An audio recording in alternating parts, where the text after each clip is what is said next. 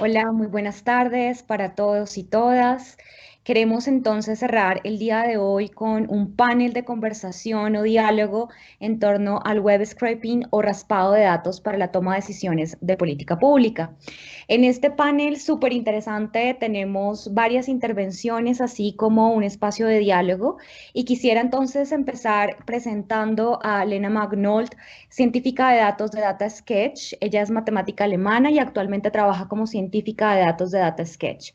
Antes de mudarse a Bogotá, trabajó en el Partido Laborista en Londres, donde se centró en el análisis y visualización de datos para informar la campaña política.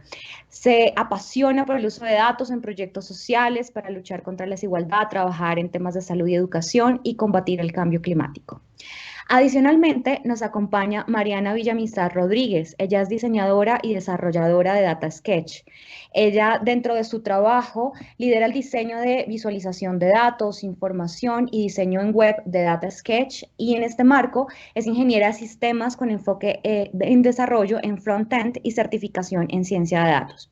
Su trabajo se ha centrado en temas de paz, feminismo y derechos digitales, temas que le apasionan por el uso de los datos para el bien común. Muy bien. Adicionalmente, contamos con la presencia de Jaime Aguirre, líder del equipo de información del Fondo de Población de Naciones Unidas en Colombia. Jaime es amante de los datos y las tecnologías emergentes, le apasiona fomentar la exploración creativa a partir de la empatía y motivación y el diseño colaborativo de soluciones a problemas desafiantes. Finalmente, también tendremos la presencia de Julio César Dali, de Venezuela, quien es codirector del Barómetro de la Xenofobia. Él es economista y ha trabajado en el estudio de los impactos de la migración venezolana en Colombia. Tiene experiencia en consultorías con ACNUR, el Centro de Estudios para el Desarrollo y el Banco Interamericano de Desarrollo. Actualmente es docente de la Facultad de Economía de la Universidad Externado. Los voy a acompañar yo, Irene Cabrera, docente investigadora también de la Universidad Externado en este espacio, y sin más preámbulos, entonces, quisiera darle entonces la palabra a Lena y a Mariana para que empecemos con una presentación sobre qué es el web scraping o este raspado de datos. Entonces, vamos a continuación a compartirles una presentación. Muchas gracias, Irene, por la presentación. Buenas tardes a todas y a todos. Como ya nos introdujo Irene, yo soy Mariana Villamizar y estoy con mi colega Lena. Y hoy vamos a hacer una breve introducción a lo que es el web scraping, o también llamado el raspado de datos. Sobre todo vamos a profundizar sobre sus posibilidades y los retos que su uso supone para el bien común. Lena, como ya nos contó Irene, ella es matemática y científica de datos. Yo soy programadora y diseñadora y ambas trabajamos en DataSketch. DataSketch es una organización que se dedica a hacer análisis y visualización de datos, sobre todo para proyectos que tengan incidencia en políticas públicas, porque nos interesan los temas del cuidado del medio ambiente, lucha anticorrupción, equidad de género, entre otros.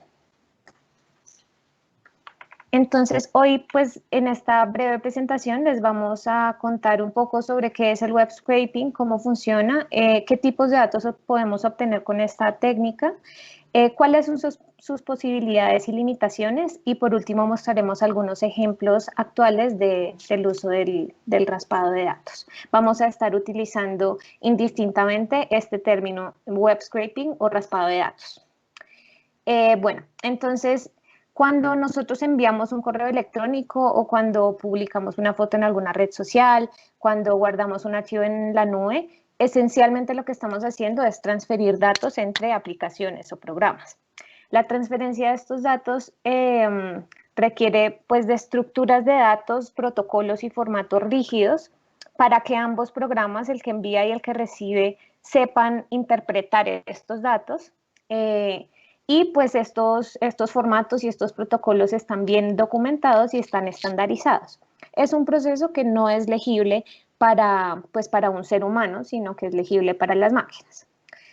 Pero cuando estos datos que transferimos necesitan ser legibles por un ser humano, lo que hacen estos programas es traducirlos y ponerlos en una capa de presentación o una capa de interfaz.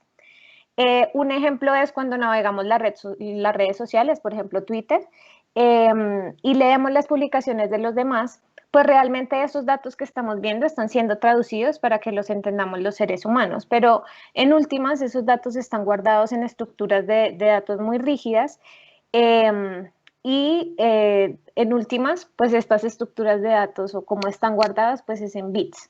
Entonces, pues esto claramente no es legible así a simple vista por un ser humano. Entonces, un mismo programa puede traducir del lenguaje de máquina al lenguaje de ser humano y viceversa para mostrarle a los seres humanos pues la información en esa capa de presentación. Pero, ¿qué ocurre cuando queremos que un programa distinto pueda leer esos datos que están en formatos legibles para seres humanos? Es decir, ¿cómo podemos hacer para que un programa que no fue el que obtuvo esos datos originalmente ni el que los dispuso en la capa de presentación pueda de todas formas leer esos datos que están en formatos humanos? Pues bueno, podemos utilizar el raspado de datos. El raspado de datos o el scraping es un mecanismo para traducir datos que están en formatos humanos o en formatos no estructurados a datos legibles por una máquina. Entonces, por ejemplo, cuando vemos una página de internet, nuestro feed de Twitter, cuando lo leemos, esos datos pues están en formatos humanos y si nosotros quisiéramos buscar todos los tweets que contengan una palabra clave, la única forma en la que podríamos hacerlo, a menos de que fuéramos Twitter y tuviéramos acceso como a estas bases de datos, la única forma en la que podríamos hacerlo sería sentarnos a leer nuestro feed hasta que encontremos un tweet que coincida con esa palabra clave y lo apuntamos en una libreta o en un documento. Y así vamos recopilando la información, pero como entenderán, pues este es un proceso bastante dispendioso y no es muy escalable. Por eso surge el scraping o el raspado de datos, para poder recopilar grandes cantidades de datos automáticamente con un programa. Y pues ya específicamente el web scraping, que es como lo que nos atañe en este panel, es este mismo mecanismo, pero aplicado para extraer datos que están disponibles en la web, esto es en páginas web, en redes sociales, etcétera. Listo, gracias Mariana. Entonces, ahora que Mariana nos ha contado un poco sobre lo que es el web scraping, voy a explicar rápidamente, sin muchos detalles técnicos, cómo funciona. Entonces, en lugar de una persona copiando una línea a la vez, una información de una página web, el web scraping utiliza la automatización para recuperar muy rápidamente cientos, millones o pues miles de millones de puntos de datos de páginas web. Y en general, este proceso de automatización tiene 3 pasos. El primer paso, que a veces se llama web crawling, en este paso encontramos y descargamos el contenido de una página web. En el segundo paso, que a veces se llama scraping, extraemos el contenido de una página web, por ejemplo, digamos una tabla o un tweet, etc. Y en el tercer paso, que vamos a llamar el procesamiento de datos, formateamos y guardamos los datos en cualquier forma que lo queramos, por ejemplo, sea un CSV o una base de datos. Entonces, para entender esto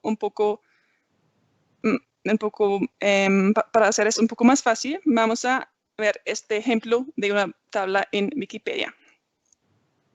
Entonces, tomemos esta tabla aquí a la derecha, que tiene una columna de nombres de países y otra columna de la población de este país. Y digamos que queremos tener esta tabla en una hoja de Excel porque más tarde queremos analizar esa tabla y quizá queremos crear un mapa de esos datos.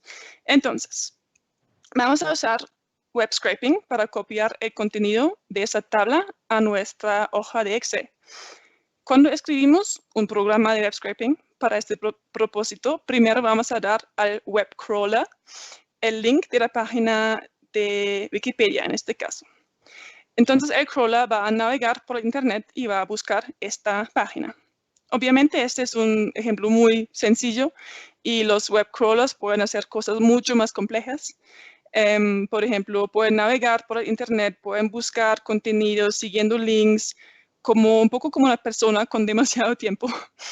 Pero ahora, en este caso sencillo, nuestro crawler va a encontrar la página de Wikipedia y va a descargar el contenido de esta página en el formato HTML normalmente, que es un tipo de archivo utilizado para mostrar toda la información textual de un sitio web. Y el crawler va a mostrar al web scraper este HTML.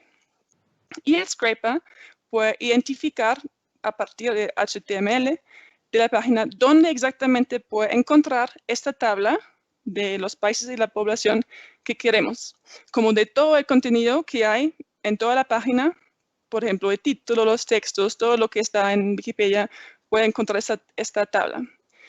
Y ahora, en el tercer paso, nuestro programa va a utilizar esta tabla que hemos extraído y va a formatearla y va a guardarla en un archivo Excel, y después con esto ya la podemos analizar y podemos crear nuestro mapa.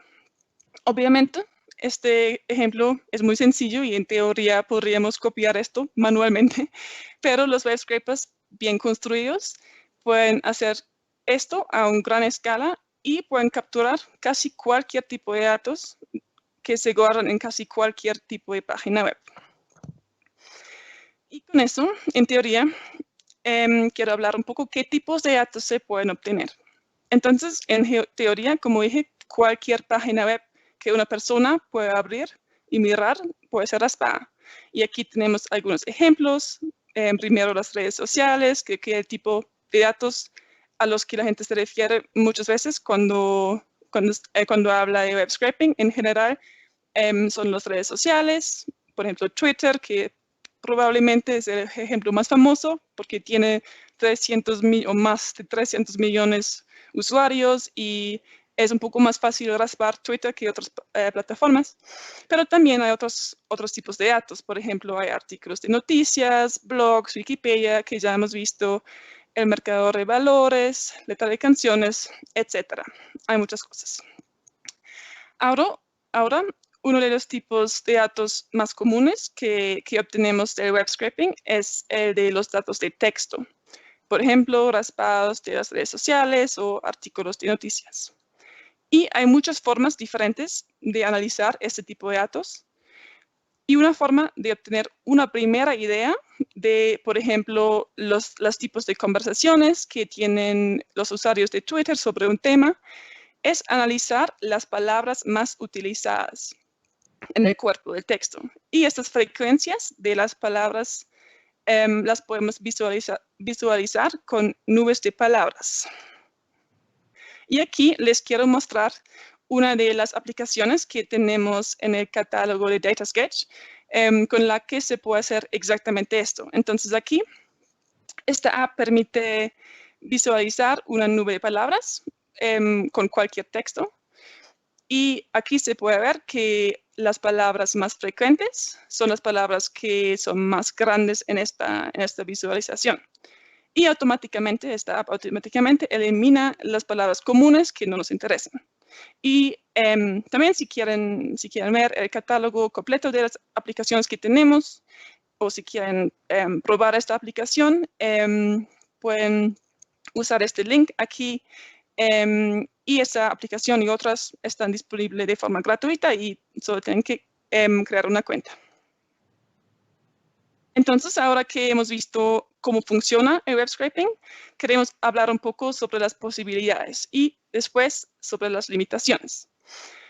El raspado de estos tipos de datos que acabamos de ver es utilizado mucho por empresas grandes para comprender el mercado, para entender las opiniones de sus clientes, pero al mismo tiempo estos datos también pueden ser utilizados por otras organizaciones, por universidades, ONGs, organizaciones gubernamentales, etc.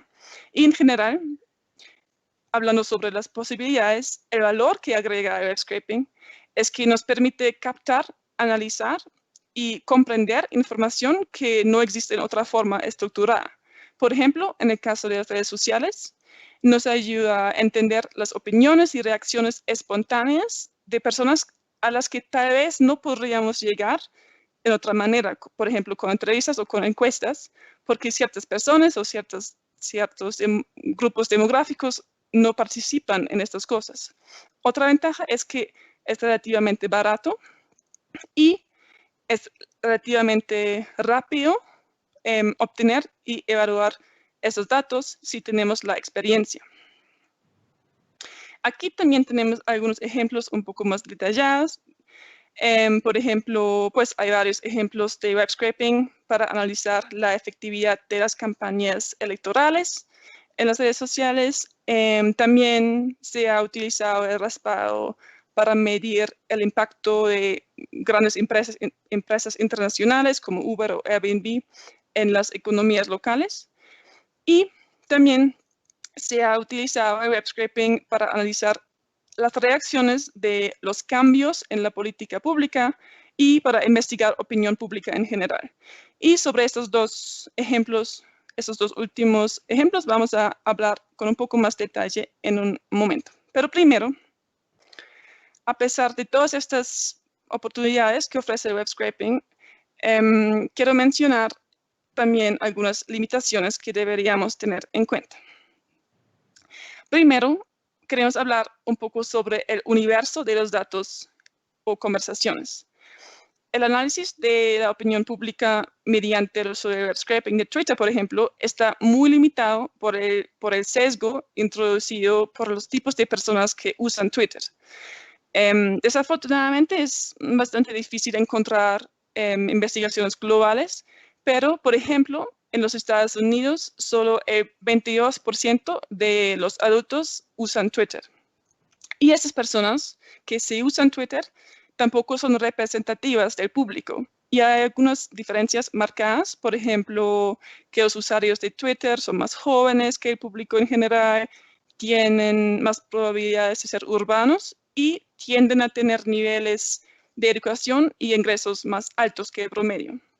Entonces, siempre que usamos un raspado para acceder a los datos de las redes sociales o cualquier otro canal de comunicación en línea, es importante tener en cuenta pues el universo de conversación que estamos analizando. Entonces, nos deberíamos preguntar las opiniones de qué tipo de personas estamos escuchando y a quién estamos excluyendo en este tipo de análisis. La segunda pregunta que nos deberíamos preguntar es cómo analizamos los datos y qué preguntas podemos responder. Pues primero, los datos no estructurados pueden ser difíciles de analizar y realizar este tipo de análisis que es necesario para realmente sacar conclusiones de esos tipos de datos, por ejemplo, de textos de Twitter, requiere un alto nivel de conocimientos especializados. Entonces, tenemos que pensar bien en el tipo de preguntas que sí podemos responder de manera realista con los datos que obtenemos y también en las herramientas y métodos que tenemos que utilizar para responder a estas preguntas.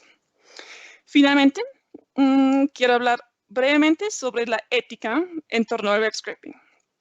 Porque ahora que cada vez hay más datos disponibles públicamente, en teoría es posible acceder a muchos más datos que antes y en este momento no hay casi ninguna regulación sobre este tema.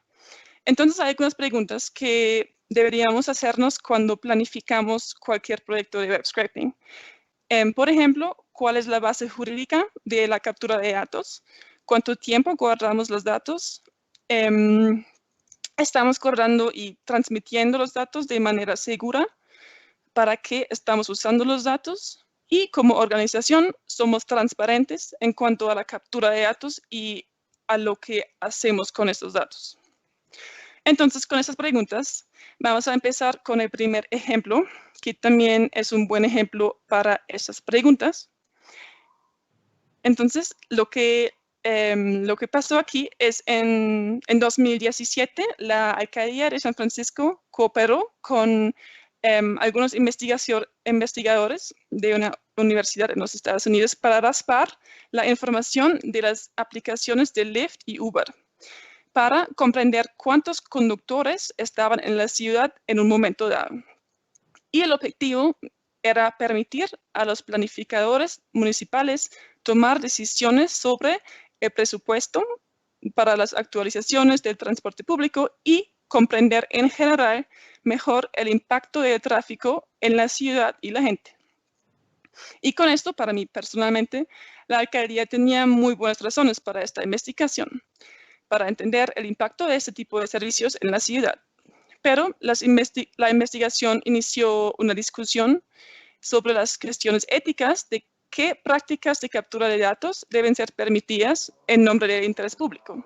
Porque para obtener estos datos necesitaban crear cientos de cuentas falsas de ambas aplicaciones, y cada vez que un usuario, en teoría, abre una de las aplicaciones, muestra los 8 carros más cercas a la ubicación del dispositivo que está utilizando.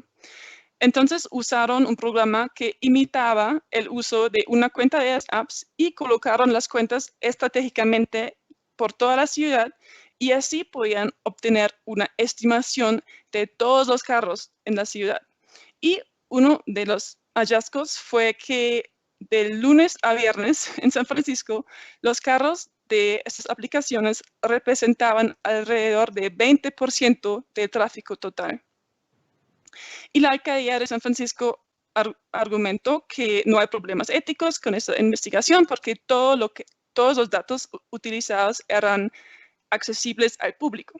Pero algunas personas están preocupadas y dicen que el hecho que la información es accesible y porque es técnicamente posible obtener los datos, que esto no hace que los datos sean públicos y que por lo tanto debería haber una regulación sobre qué datos pueden ser raspados. Y esto es algo que me parece muy interesante en este momento en el que estamos avanzando mucho con las herramientas técnicas que podemos utilizar para acceder y para analizar los datos, es qué tipo de preocupaciones éticas y por lo tanto normas y leyes deben existir para regular el acceso a los datos disponibles en línea. Ahora, el segundo ejemplo.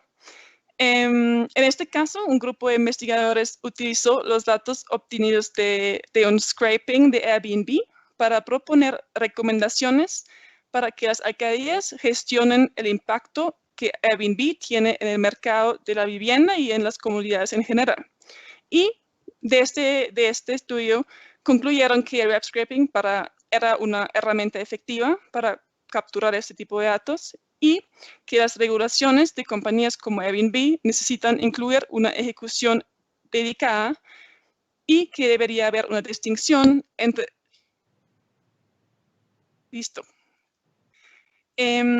y que deberían haber una distinción entre las personas que ocasionalmente alquilan y los que lo hacen comercialmente a gran escala. Bueno, el tercer ejemplo que tenemos para ustedes es una investigación que se realizó en el MIT, en la que rasparon más de 4,5 millones de tweets y analizaron cómo las cascadas de noticias se estaban propagando en Twitter. Entonces, lo que hicieron fue clasificar las noticias en categorías temáticas y determinaron si esas noticias eran verdaderas o falsas, pues cruzando la información de 6 sitios distintos de verificación de hechos o fact-checking. Las principales conclusiones fueron que las noticias falsas se propagan significativamente más lejos, más rápido, más profundo y más ampliamente que las noticias verdaderas en todas las categorías de artículos, pero que esta diferencia era aún más exacerbada en la categoría de noticias que tenían que ver con política, a diferencia de las noticias que tenían que ver con negocios, terrorismo, ciencia o entretenimiento. También encontraron algo muy interesante, que es que los robots aceleraban la difusión, o sea, los bots de Twitter aceleraban la difusión de noticias verdaderas y falsas en la misma tasa, a la misma tasa, y esto lo que sugiere es que la difusión exacerbada de las noticias falsas no es por la acción de un bot, sino por la acción humana. Y el último ejemplo que les queríamos mostrar es de una investigación que se hizo para entender cómo se ha utilizado, para comprender cómo reacciona el público ante cambios en la política de salud pública de un gobierno. Entonces, en particular, lo que hicieron en el Reino Unido fue ver desde que el gobierno de Reino Unido anunció que se iba a debatir en la Cámara de Representantes el tema de la estandarización de los paquetes de cigarrillo. vieron cuál era la reacción en Twitter a ese tema de la estandarización de los paquetes de cigarrillo antes de que se hiciera el anuncio y después de que se hiciera el anuncio. Y lo que encontraron es que las personas que apoyaban esa estandarización mantuvieron su actividad en Twitter sobre ese tema, tanto antes como después. En cambio, las personas que estaban en desacuerdo con esas medidas aumentaron su actividad después de que se hizo el anuncio de que se iba a debatir en la Cámara de Representantes. Entonces, este tipo de proyectos pues también son valiosos porque permiten empezar a comprender cómo se hace debate público en escenarios como Twitter, teniendo en cuenta las limitaciones de las que nos habló Lena, que son muy importantes para pues entender que no se puede realizar un estudio perfectamente inclusivo utilizando pues herramientas y escenarios que todavía no son accesibles a todo el mundo. Entonces, con esto terminamos nuestra presentación. Muchas gracias a las organizadoras. Si nos quieren contactar, si tienen alguna pregunta, estos son nuestros correos. Y pues ya, le doy la palabra a Irene. Muchas gracias. Lena y Mariana, muchas gracias por esta magnífica presentación que nos introduce a este mundo de web scraping de una manera muy concreta, muy clara, y a partir justamente de este entendimiento y este abordaje general de lo que implica pues el procesamiento de esta información que podamos encontrar a nivel web, es que vamos a tener ahora un diálogo justamente con Julio Dali y con Jaime Aguirre para que conversemos un poco más la manera como se viene aplicando este web scraping en algunas experiencias aquí en Colombia. Para esto entonces los invito a que pensemos en torno a esta primera pregunta que me parece fundamental y es ¿de dónde nace la necesidad justamente de hacer web scraping en su organización, en la organización de cada uno? Para esto entonces primero le doy la palabra a Jaime. Adelante. Hola, buenas tardes a todas y todos. Muchas gracias, Irene, por la introducción. Aprovecho unos segundos para agradecer también al Departamento Nacional de Planeación y en especial al equipo de Innovación Pública por esta gran apuesta de desaprendizaje para aprender. Y respondo tu pregunta, Irene. Nosotros contamos con información ahorita oficial y estructurada, pero nos hemos dado cuenta que no es suficiente para tomar las decisiones más acertadas.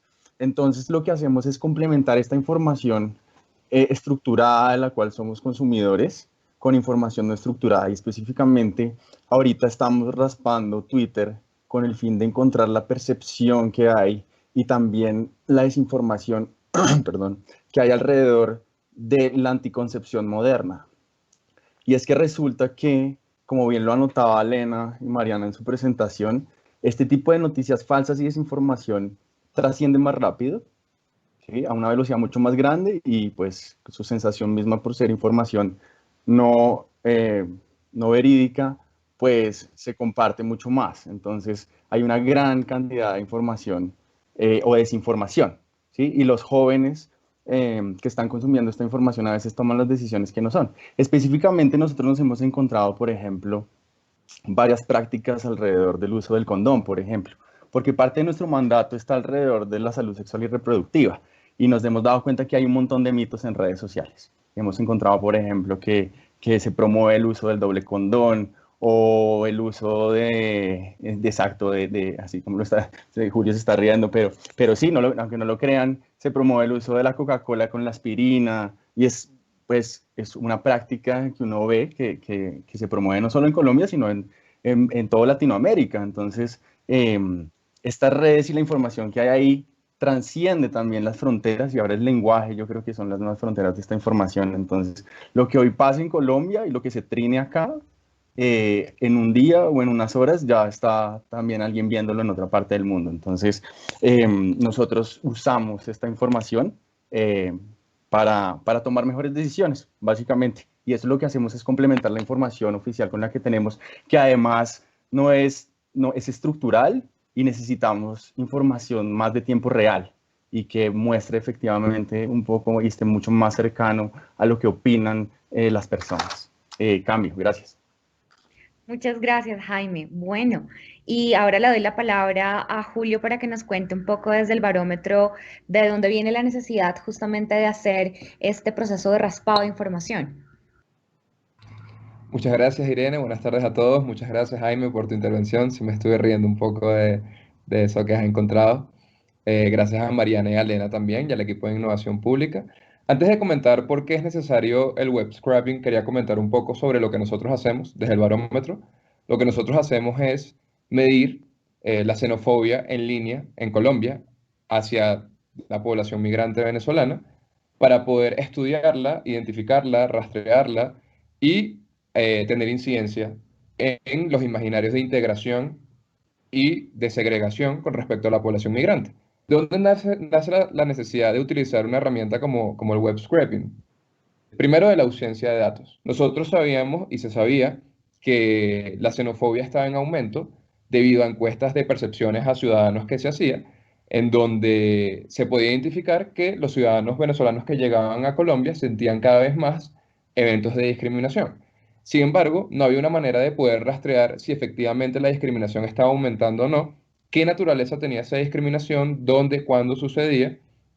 Y en ese sentido, nosotros nos pusimos la tarea de poder medir la conversación en línea sobre migración en Colombia.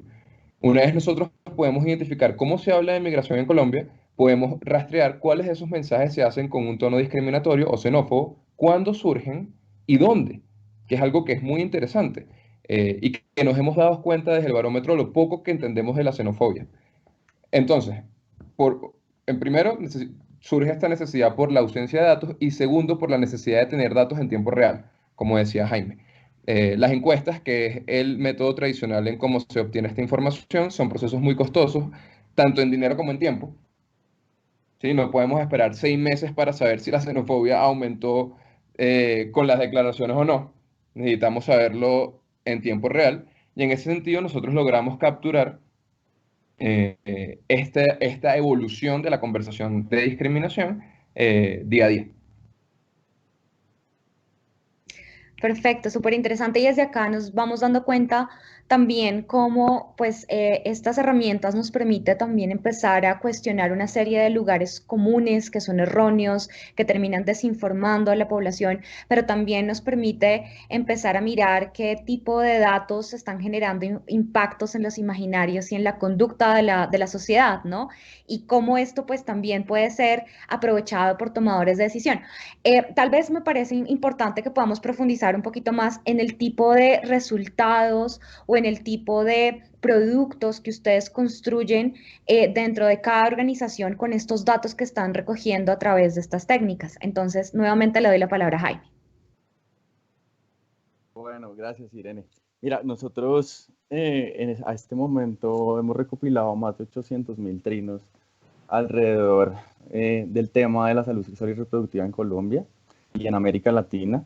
Y lo que hemos hecho es tratar de clusterizar esa información. Aquí yo creo que Elena y Mariana nos contaban del proceso para raspar, pero también hay un gran proceso en la parte del análisis, porque también tenemos en Internet mucha información y cuando hagamos este proceso de raspado vamos a tener una gran bolsa con información que sirve para algo e información que no nos sirve para nada. Yo creo que Julio también se ha dado cuenta en el proceso efectivamente de poder determinar si un trino es xenófobo o no, que hay un proceso de análisis complejo. Entonces, con esta información y con aliados que tenemos, justamente con DataSketch, que está acá presente, que me agrada que las hayan invitado a este panel, estamos trabajando justamente para develar esos mitos, esa información que hay, y con esa información y con esos datos ampliar una conversación con gobierno nacional, que ya la tenemos en otros aspectos, con gobiernos locales, justamente, y también la usamos para alinear nuestro trabajo y nuestras intervenciones desde el Fondo de Población de Naciones Unidas. Creo que esto nos ha permitido afinar mucho mejor lo que hacemos. Como señalaban, es un proceso que es relativamente barato en comparación a un proceso estadístico clásico, y eso también nos ha permitido hacer ahorros importantes para destinarlo a la causa. Entonces, eso es lo que actualmente hacemos con los datos, y también en ese mismo diálogo con gobierno nacional y gobierno local, vamos fortaleciendo alguna política pública en relación, por ejemplo, a la educación integral para la sexualidad, en nuestro caso, en lo que hacemos. Y lo que queremos es justamente que cada día se use mucho más y más sistemáticamente esta información. Cambio. Perfecto. Julio, adelante. Muchas gracias, Irene. Primero, el tipo de productos, por así decirlo, que desde el barómetro nosotros publicamos. Todos los meses publicamos un informe sobre el análisis de la conversación sobre migración en línea en Colombia y hacemos un análisis detallado para 5 ciudades. Entonces, en ese informe lo que puedes encontrar es cómo se habló de migración, cuáles fueron las temáticas de las que más se hablaron y el tono con el que se habló de cada una de las temáticas. Junto con eso, nosotros también generamos alertas cuando hay un comportamiento inesperado o anómalo en la conversación de xenofobia. Es decir, cuándo se dispara los mensajes de discriminación y dónde. Y lo que hacemos con esas alertas es comunicarlas a personas en el terreno para que puedan tomar acciones oportunas o entender qué es lo que está moviendo la conversación de xenofobia. Con respecto a los resultados específicos que nosotros hemos encontrado, lo primero es que la conversación de xenofobia no es igual en todo el territorio nacional. Varía en el tiempo y en el espacio. Es decir, no es igual en algunas regiones de Colombia que en otras. Segundo, lo que más despierta los mensajes xenófobos es la relación entre migración y eventos de seguridad. Es decir, cuando hay algún mensaje o publicación o noticia de venezolanos supuestamente implicados en crímenes o en hechos delictivos, ese tipo de eventos son los que despierta de manera más fuerte una oleada de mensajes de discriminación, mensajes de odios o mensajes negativos contra la migración. Esto en contraste a cuando se hacen mensajes que anuncian políticas para la integración de venezolanos en la salud o en la educación o para que puedan trabajar, eso no despierta mensajes xenófobos. Que eso es una diferencia interesante entre la discriminación en Colombia y en otros procesos migratorios, y es que el acceso a servicios públicos realmente no genera ningún tipo de sentimiento negativo hacia los migrantes. La gran mayoría de los sentimientos negativos viene es por los eventos de seguridad.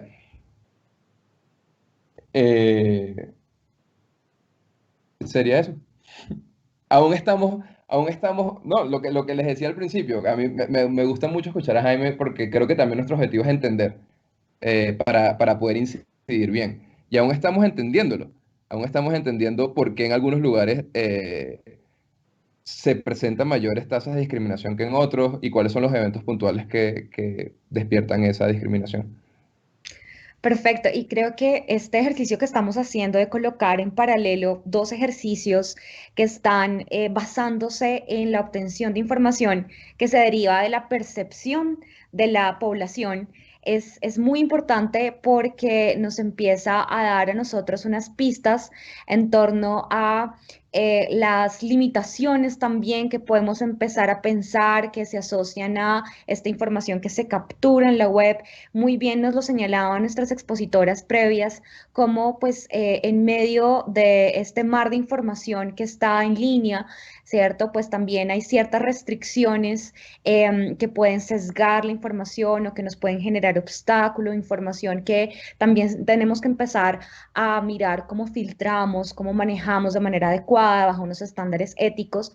Entonces, yo creo que podríamos empezar a profundizar también un poquito a partir de las labores que vienen adelantando en sus organizaciones en términos de qué limitaciones están encontrando en este momento, pero por otro lado, qué valor agregado y qué elementos tal vez innovadores están logrando para tomadores de decisión de políticas públicas. Y por este lado, pues ya nos vamos también entrando a este tema de la toma de decisión, ¿no? Entonces, para entender un poco esas limitaciones, desventajas y esas ventajas o valores agregados, entonces le doy la palabra a Jaime.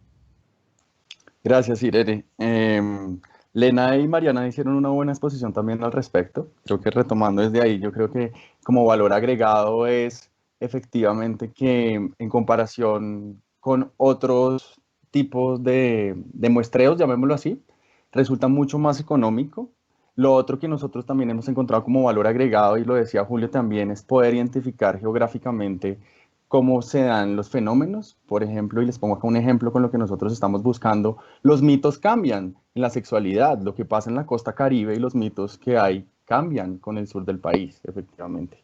Para dar ejemplos, en la costa caribe se habla del palo de coco, que en otra oportunidad se los explico, pero en el sur son otro tipo de mitos, por ejemplo, alrededor de que la primera vez que tienes relaciones sexuales no vas a quedar embarazada, por ejemplo.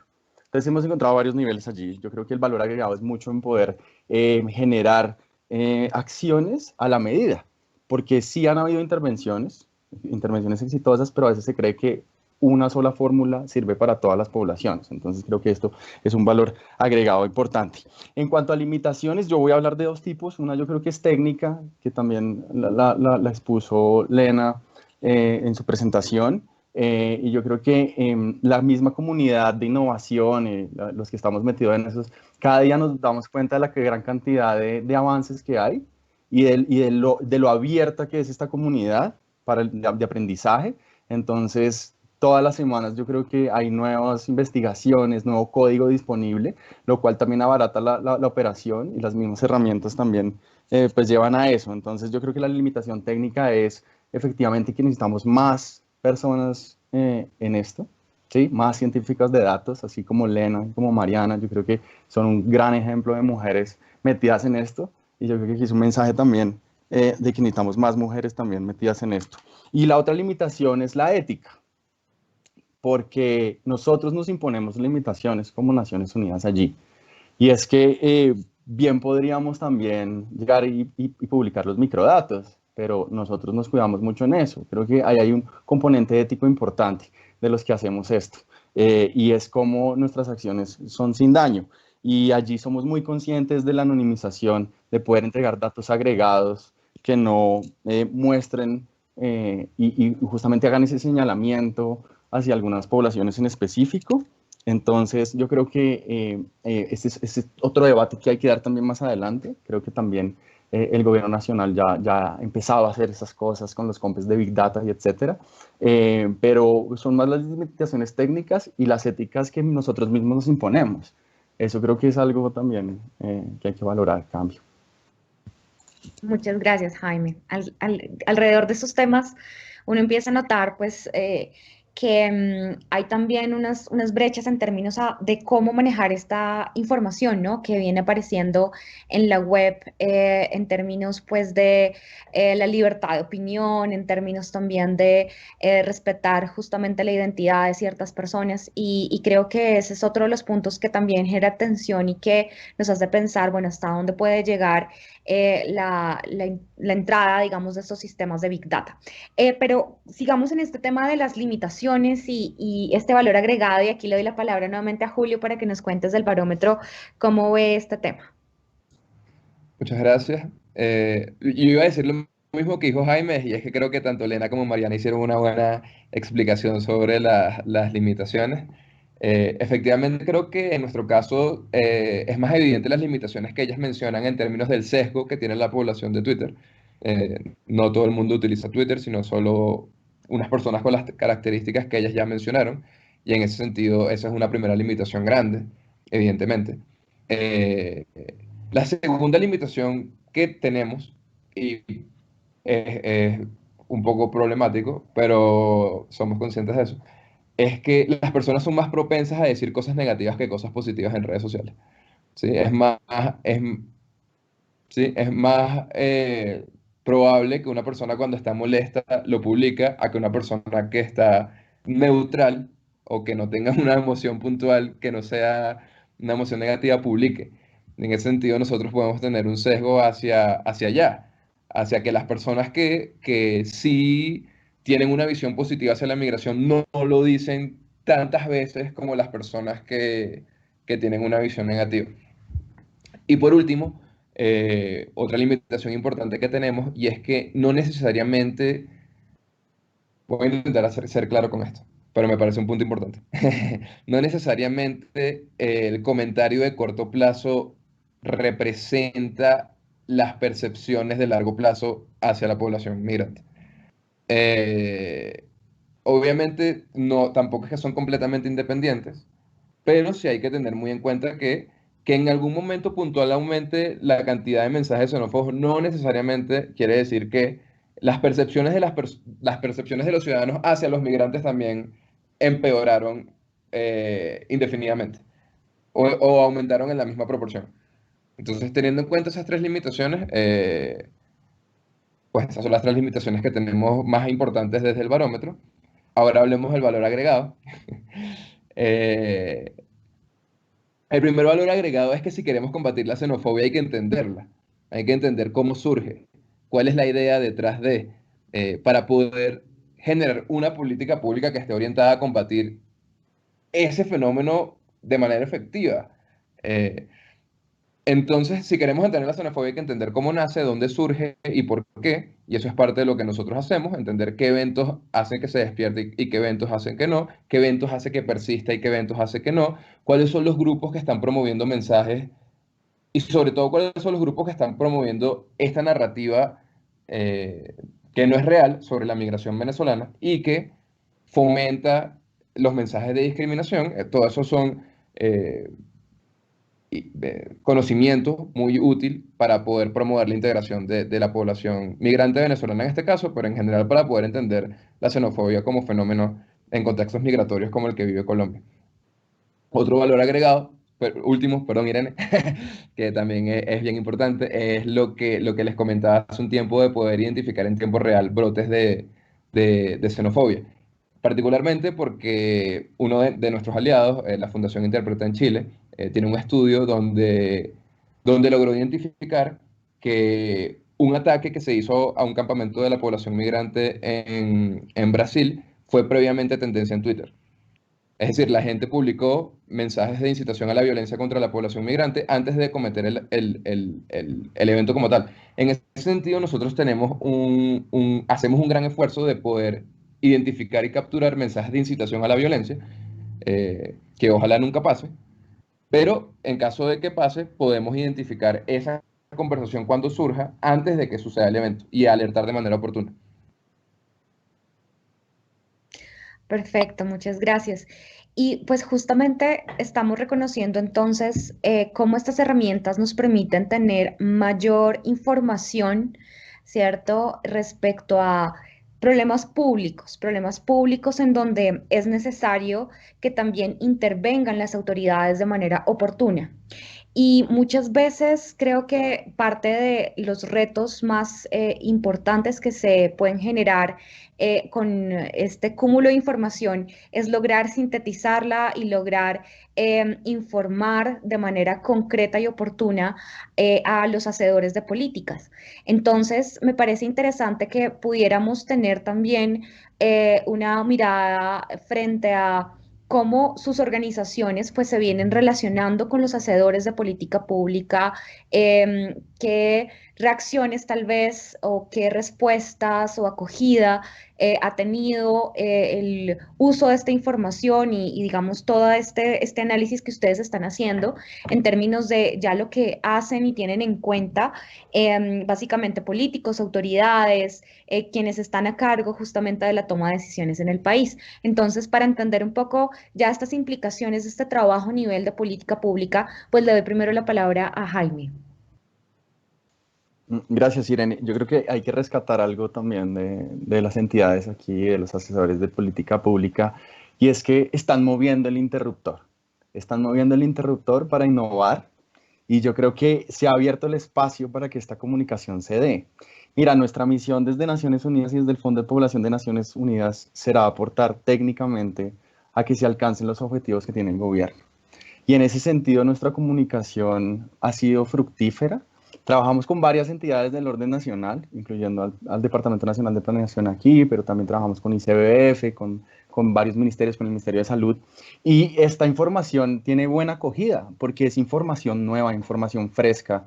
Y yo creo que es lo que hace falta, porque bien lo anotaba Julio, de nada nos sirve que tengamos información con rezagos importantes, porque la situación ahora también que estamos viviendo y lo acelerado que va la gente, y la población y el mundo, pues requiere tomar decisiones con información mucho más en tiempo real, mucho más cercana, y se está abriendo la puerta para esto. Yo creo que eso es algo que yo destaco también de Colombia y su apertura en ese sentido. Entonces, venimos trabajando, toca seguir trabajando. y toca seguir promoviendo que esta información cada vez se use más para temas de decisión de política, pero también para hacer política pública. Cambio. Gracias. Adelante, Julio. Muchas gracias. Yo tengo la misma percepción que Jaime, tengo que decir. Siento que desde el barómetro hemos tenido una buena acogida en la institucionalidad pública, pues obviamente no en todas las instituciones, pero sí han habido muchas instituciones encargadas del tema migratorio, como Presidencia de la República, Migración Colombia, los puestos de mando unificado, las reuniones del GIFIN. Hay mucha institución trabajando el tema migratorio que ha estado dispuesta a escuchar lo que nosotros tenemos que decir y a tomar esa información para mejorar lo que ellos hacen. En ese sentido, nosotros tenemos unas reuniones de mesas de trabajo intersectorial en distintas ciudades con distintos actores que incluye, pero no solamente son instituciones públicas, y hemos encontrado una gran percepción de, oye, ¿cómo hacemos para entender mejor esto? Oye, ¿qué pasó con la xenofobia con este evento puntual? ¿De qué habla la gente de migración aquí? Y de nuevo, como dijo Jaime, nosotros estamos para proveer información y evidencia en estos temas, y nuestro objetivo es trabajar con todos los que todos nos sumamos en este equipo de la integración, y que creemos que la institución pública en Colombia ha sido un aliado en esta tarea. Sí. Bien, y pues para ir cerrando ya este panel, me parece interesante que podamos también conocer su visión en torno a cómo cada una de sus organizaciones que viene adelantando web scrapping, pues piensa que ciertos, digamos, personajes, autoridades y en general las entidades del sector público deberían empezar a desaprender ciertas cuestiones, ¿no? Para poder hacer uso de esta tecnología que es una tendencia mundial. Entonces, esta idea de desaprender para innovar, ¿cómo creen que entidades del sector público de nuestro país pues deberían empezar a básicamente incorporarlas, a aprovecharlas y capitalizarlas dentro de este esfuerzo también por darle respuesta a la complejidad de nuestra situación actual? Le doy la palabra a Jaime. Gracias, Irene, y gracias por todo el panel, de verdad, y las buenas preguntas. Yo voy a repetir algo, y es que me hace muy feliz ver a las entidades del orden nacional estar abiertas a desaprender y aprender. Creo que este evento así lo demuestra. Pero hay que desaprender un poquito más en reconocer que el uso de tecnologías emergentes no es imposible. Creo que ese sería como lo que he visto y que aconsejaría a desaprender. Y es que a veces parece ser que no estamos más en estos temas, es porque parece imposible, porque parece costoso, porque técnicamente no es posible, pero yo creo que hay que promover también los incentivos para que esto se dé. Ya se viene haciendo, ¿sí? Hay que seguir por ese camino y en que entre todos podamos formar y fomentar y articular esta comunidad que cada vez es más grande, y ya, desaprender para innovar y mover el interruptor con más científicos de datos, más científicas de datos. Hay que promover ese incentivo a explorar por allí y a experimentar. Muchas gracias, Irene y equipo. Felicitaciones a Elena y a Mariana por su... Gracias, Jaime. Y bueno, le doy la palabra a Julio. ¿Qué deberían desaprender las entidades del sector público? Una pregunta difícil, la verdad. Siento que no es tan fácil. Pero creo que tal vez desde el barómetro algo que hemos aprendido es la necesidad de escuchar a la gente en general, y no elaborar la política pública completamente alejado, ajeno a las opiniones o percepciones o emociones del público general. Yo creo que hay un valor importante, obviamente no es lo único importante tampoco, pero hay un valor importante en entender cómo las personas se sienten hacia un tema puntual, y yo creo que me ha gustado mucho lo que ha hecho el DNP con el COMPES, que lo ha puesto a discusión en distintos sectores, que es parte de este ejercicio de escuchar, que decir distintas dimensiones de la sociedad sobre la política pública. Y yo creo que el web scraping es una oportunidad para eso, para uno entender, pues como pusieron el ejemplo en el Reino Unido, por ahí hay muchos otros ejemplos de cómo se sienten las personas hacia un tema puntual, o qué les preocupa, o cómo se sienten hacia una política. Creo también que no hay que perder el espíritu de innovar. Y innovar surge obviamente de la necesidad, pues claramente nosotros, pues la necesidad de entender el tema de la xenofobia fue la que nos llevó a hacer esto, pero siempre hay nuevos retos, siempre hay que buscar la mejor manera de hacer las cosas y no hay que tenerle miedo al cambio. Creo que el cambio es algo difícil para todos, incluido para las instituciones, pero no hay que tenerle miedo, hay que adaptarse, cambiar e intentar mejorar. Pues fantástico, quiero pues agradecerles también a todos por darnos múltiples herramientas para entender en qué consiste esta apuesta al web scraping, tanto a Lena como a Mariana, asimismo a Jaime y a Julio. Sin duda, en nuestro panel esta tarde nos podemos dar cuenta de cómo pues va avanzando también la posibilidad de capturar información que nos permita entender problemas públicos que son de alta complejidad y sin duda los proyectos que vimos a nivel tanto internacional como colombiano nos da muchas luces sobre estos avances, también limitaciones, ¿cierto?, que implica la aplicación de este tipo de herramientas. Dentro de los ejercicios también de política pública vemos pues cómo cada uno de los tomadores de decisión también tienen como reto empezar a obtener información que puedan triangular, ¿cierto? De acuerdo con estos datos que capturamos o que obtenemos tal vez de una manera clásica y encontrar nuevas formas de generar diagnósticos es altamente útil y necesario en un momento en donde es muy importante poder también tener desde una visión individual, social o comunitaria qué está pasando, cómo percibimos las problemáticas que se presentan, por ejemplo, en nuestro país. Entonces, no me resta más también sino agradecerles a todo el equipo pues, de innovación pública, del DNP, quienes están organizando este evento y nos ponen a pensar también desde diferentes actores y posiciones sobre la manera en cómo se viene transformando la manera de tomar decisiones, de hacer políticas públicas y sin duda pues también lo que está haciendo justamente el Fondo de Población de las Naciones Unidas, también lo que hace el barómetro de xenofobia a través de Brandwatch o DataSketch, nos da bastantes pistas sobre cómo hay una transformación rápida de la manera en cómo estamos hoy en día obteniendo y procesando información que está en la web y no son pocos los retos que quedan en torno a manejarla, evitar pues ciertos sesgos, pero sin duda pues es un espacio en donde todos quedamos invitados a seguir consultando estos proyectos y esas iniciativas que hoy nos han compartido nuestros diferentes expositores.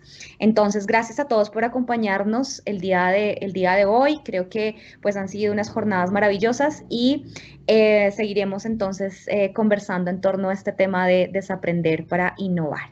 Gracias a todos y que tengan una buena tarde. Que estén bien. Muchas gracias a todos.